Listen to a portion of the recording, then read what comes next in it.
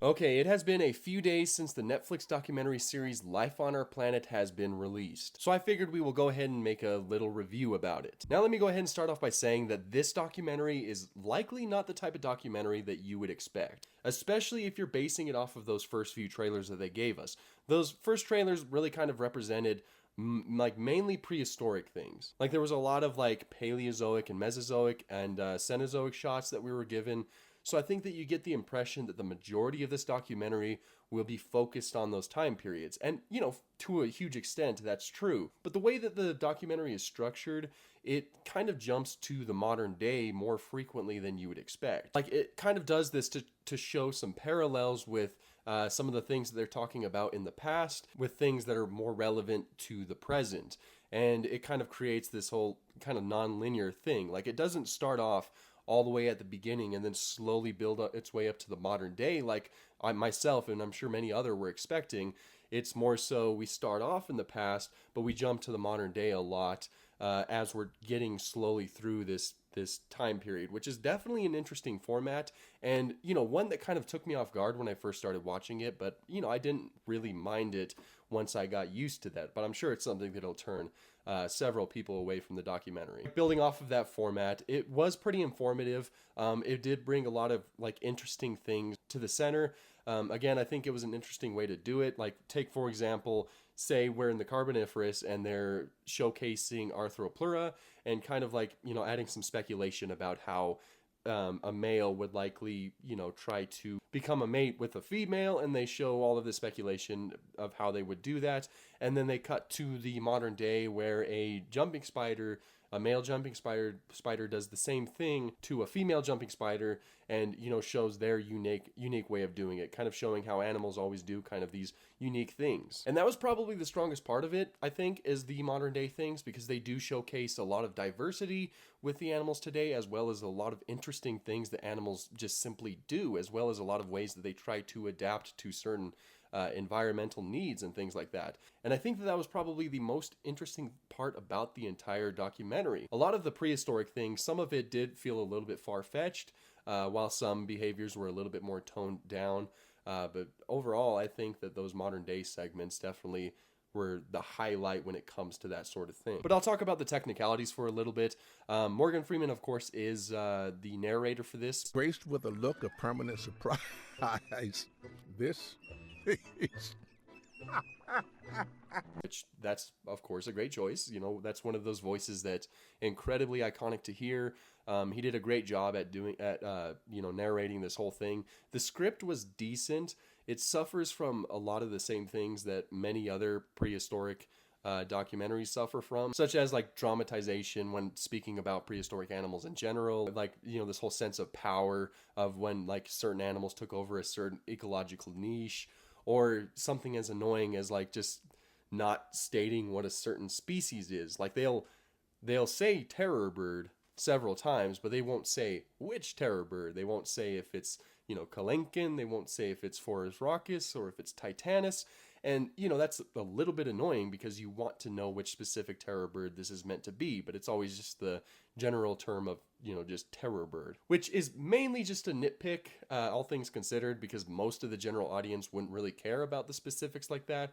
They just hear terror bird and they see a big bird that looks like this, and they're completely fine with it. So that's really not like the end of the world when it comes to that. That's just a little bit of an annoyance for me. The CGI is decent. I mean, like, you know, I'm seeing a lot of people compare this to Prehistoric Planet. That's not really something I'm going to do.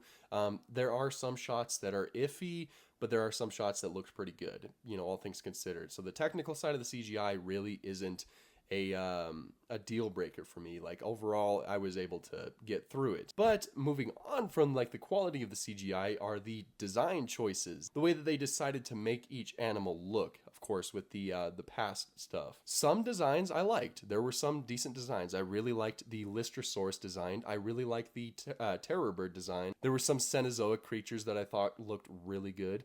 But along with that, there are some designs that I really didn't care for too much. Like, all around, the T-Rex design isn't bad, but it just has some things here and there that really make it, you know, stand out as, you know, just kind of weird. Like, you know, there's like a ton of like needle teeth at the front of its mouth, which are interesting.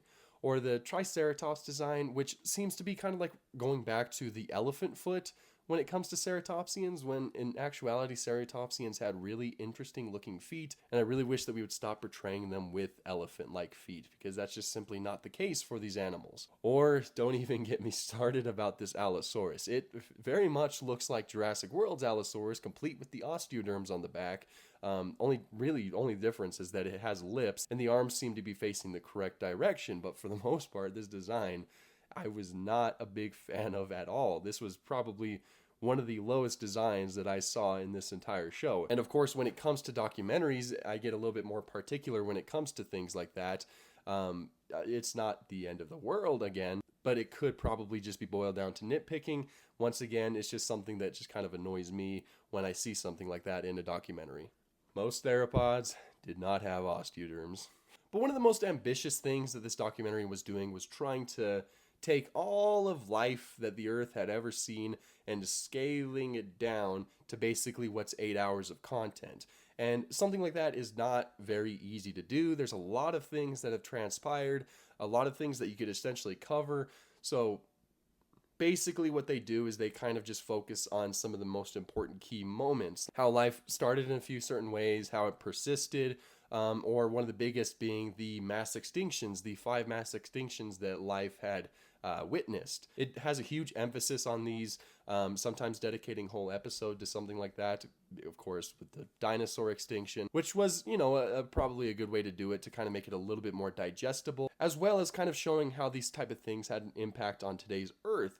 And with the dinosaur extinctions, showing who survived, and, huge praise right here, a little bit of a tangent. Huge praise that they had so much of an emphasis on the fact that birds are dinosaurs today. They are the surviving dinosaurs. Not all dinosaurs went extinct 66 million years ago. A group of theropod dinosaurs known as the avians did survive and are still flying around today. And they had a huge emphasis on that, and, just huge props for something like that. Some general highlights I had was, again, the terror bird design. I really liked the Lystrosaurus sequence. I really liked the fact that they focused on the Lystrosaurus because, the Great Dying was a huge extinction that happened at the end of the Permian.